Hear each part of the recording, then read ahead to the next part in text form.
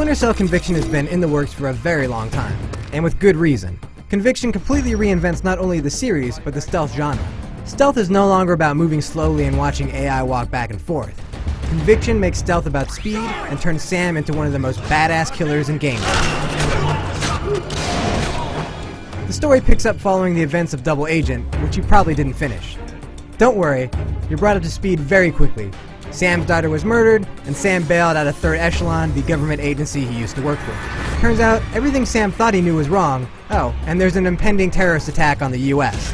Sam's gone rogue and is on his own, and he sure is pissed off.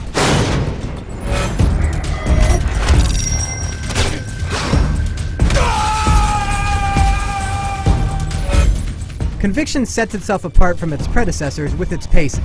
The action is quick and intense, and you constantly are pushing forward. There are no in-game load screens so long as you stay alive. And whenever a new level loads, you're pulled into a cutscene advancing the story. Rather than a cumbersome HUD or an annoying arrow pointing you to your next objective, Conviction uses a cool new piece of tech. Projected text points out important details and guides you forward. At times it even shows flashbacks so you can continue playing to learn a bit more of the backstory.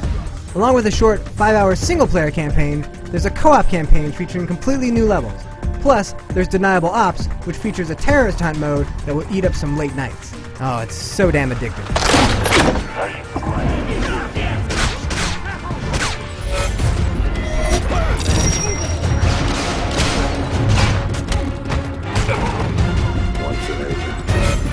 In Conviction, Sam is a hunter. He isn't avoiding enemies, he's stalking them. Rather than mess with light and sound meters, things have been simplified. When Sam's in the shadows, the color bleeds out of the screen. When in the open, the color comes back. This way, it's easy to know when you're hidden and when you're out in the open. Developers of the world, pay attention. This is how you do cover. Conviction has the best cover system I've ever used. You never get stuck into or get locked against any kind of cover. And moving from cover to cover, shadow to shadow, is fast and easy and fun. Few things are as satisfying as sneaking behind someone and taking them down in the shadows. It's not too shabby. Should you be spotted, it's easy to make your escape. Rush back into the dark, dive out a window, or toss an EMP grenade to stun your pursuers. When Sam disappears, a white silhouette of his last known position appears. This is where enemies believe you're at.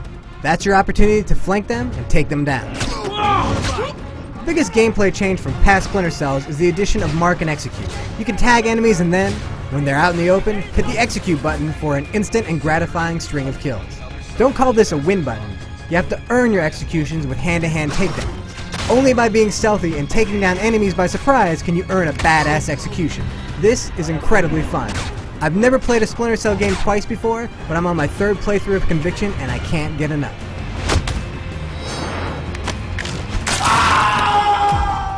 Now there are some problems that do hinder Conviction. Often you'll have execution moves where you shoot through walls or other objects to get your kills. It just looks kinda bad. And the brutal interrogations are little more than slow-moving interactive cutscenes, though you do get to stab a dude with an American flag. And there is one level that just seems totally out of place. You play through a flashback in Iraq where there's no stealth and some of the gameplay elements have been removed. It was a poor choice to include. Perhaps the biggest drawback is that Sam Fisher's story is short. Really short. If you only care about this main mode, you might be a bit disappointed. But there's a lot more content here than you might realize. The co-op story adds another few hours, and the various Deniable Ops missions, which can be played solo or with a friend, can easily boost your playing time to 15 to 20 hours. Watch it!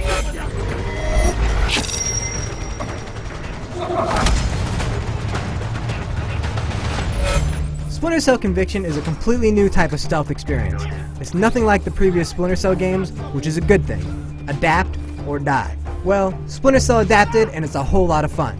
The single-player and co-op campaigns can be beaten in a single weekend, but there's a ton of reasons to come back. This is easily the most replayable game in the series. Anyone who likes killing terrorists should pick this one up. For the full written review, head on over to IGN.com.